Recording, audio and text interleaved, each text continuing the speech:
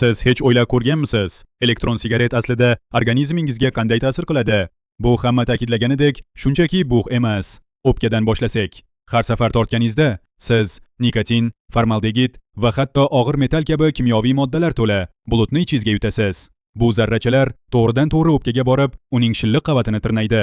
Vaqt o'tishi bilan bu yo'tal, nafas qisishingiz xirillash, hatto o'pkaning jiddiy shikastlanishiga olib kelishi mumkin.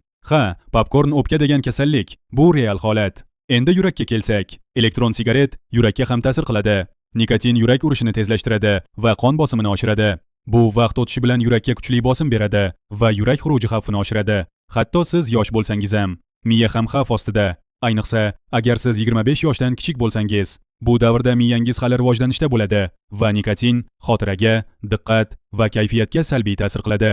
Siz o'zingizni ko'proq bezovta, jahldor yoki qaram tusda his qilasiz.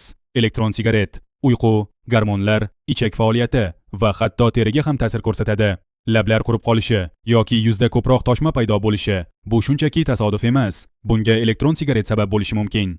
Va eng muhim tomoni, qancha ko'p elektron sigaretdan foydalansangiz, organizm shuncha ko'proq nikotinga o'rganib boradi. Demak, avvalgi ta'sirni his qilish uchun ko'proq va ko'proq tortish kerak bo'ladi. Shunday qilib, o'zingizga sezilmagan holda kuchli qaramlik shakllanadi.